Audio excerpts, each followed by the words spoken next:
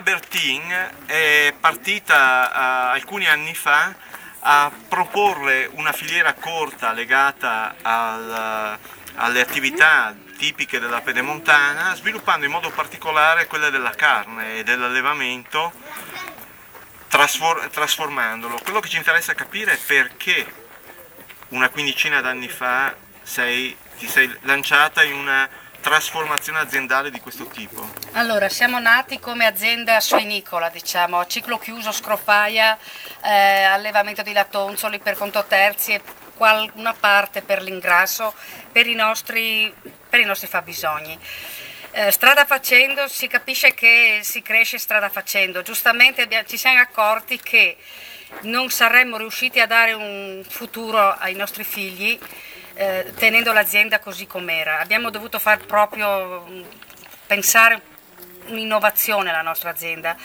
E siccome siamo in un territorio piccolo, come avrete già visto, un po' in pedemontana, dove i territori sono un po' scoscesi, non c'è questa pianura, non c'è questo reddito, abbiamo pensato di appunto fare la scrofaia, acquistare dei terreni, una parte acquistata e una parte in affitto, e fare in modo che i cereali che produciamo li diamo da mangiare ai nostri animali, che diventa in automatico carne, per cui non abbiamo mai venduto un quintale di granella, mai venduto cereali, abbiamo sempre trasformato in carne, e questo ci portava a dover avere a che fare con i mercati. I mercati, produzioni piccole come le nostre, non esistono, ragazzi, purtroppo non si riesce a vivere, ed è da lì che è nata la cosa, cioè facciamo un laboratorio, anzi abbiamo fatto un piccolo macello per uso interno a norma, un laboratorio sempre a norma, e poi abbiamo pensato bene di fare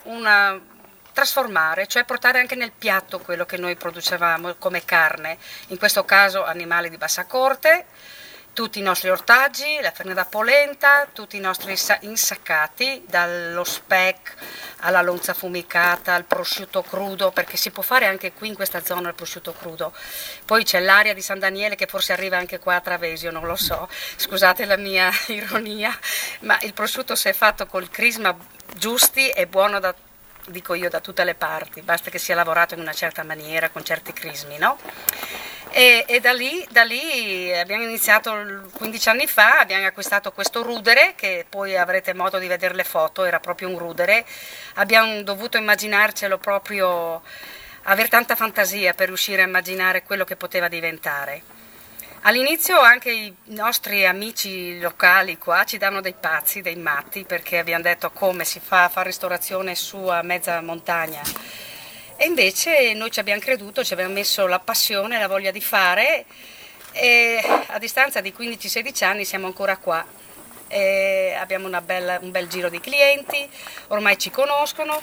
E nel tragitto che vi dicevo prima nel produrre la carne abbiamo fatto anche un'innovazione, questa qui ci ha fatto avere anche una medaglia d'oro. Siamo stati a Roma, abbiamo rappresentato il Friuli Venezia Giulia, la nostra regione, con orgoglio, perché voi avete visto in che posto siamo, in che territorio, siamo un posto marginale, per cui bisogna proprio crederci nelle cose, e abbiamo fatto questa innovazione che è una fattrice di cinghiale dalla Toscana, fecondate col verro di maiale, ed è nato questo incrocio che non sapevo proprio all'inizio come chiamarlo.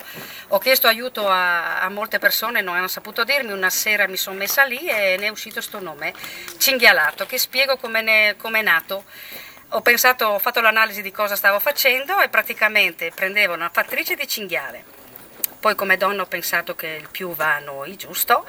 E ho messo un lato del signor maschio maiale che ci serve, per cui cinghia è un lato, ho messo cinghialato. Adesso ci conoscono dal mare ai monti per questa carne di cinghialato, per i nostri salumi affumicati e non, per il nostro speck.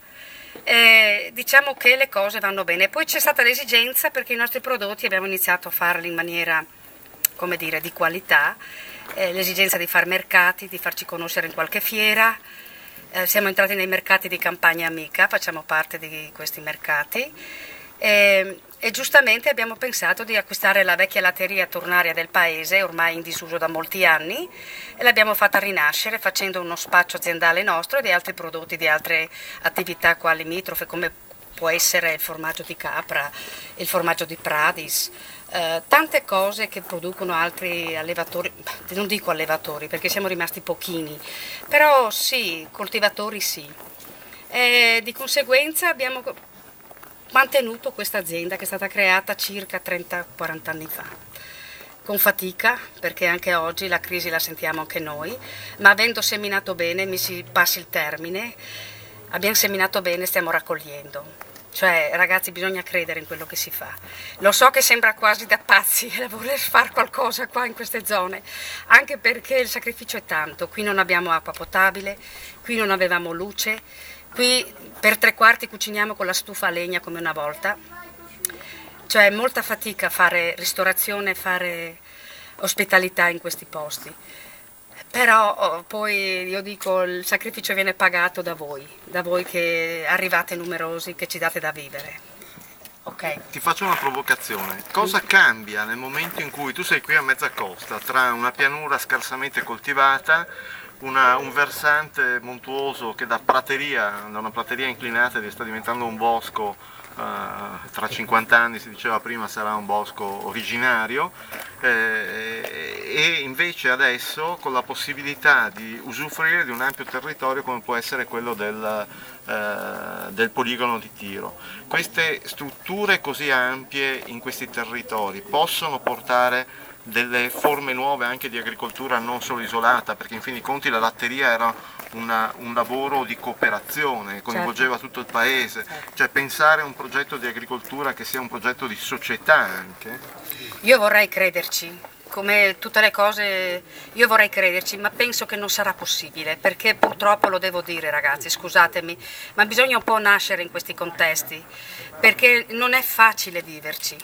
E io penso, mi ricordo da bambina di aver stato su in montagna a prendere fieno con la gerla, con mia nonna, con mia mamma. Me la ricordo la montagna pulita dove c'erano capre, pecore, mucche. Vederla oggi mi piange il cuore. Potrebbe ritornare con questa innovazione che dici tu, probabilmente è un progetto valido, che io credo fermamente in queste cose, però non da chi è in pianura. Purtroppo deve esserci qualcuno dei nostri qua, ma non perché io ho il mio campanilismo, ma perché proprio per la mentalità in cui si cresce, capite?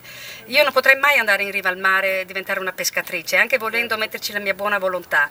Porto questo paragone per capire che non è per classificare le persone, ma purtroppo si cresce, si nasce in certi luoghi e si impara a vivere. Ma io dicevo questo, cioè c'è la possibilità da parte delle persone qui sotto, secondo te, di costruire un progetto sociale di Travesio che recuperi questi territori alti? Io voglio crederci, non posso rispondere spero, perché io ormai la mia strada, io ho 2 figli che lavorano con me, per cui il mio pensiero è che continuino a tenere vivo quello che abbiamo fatto noi. Certamente ci sono dei ragazzi giovani che spero che abbiano la veduta lunga, che ci credano in questo progetto e che si diano da fare perché possa essere realizzato. Io voglio crederci. Grazie. Scusate.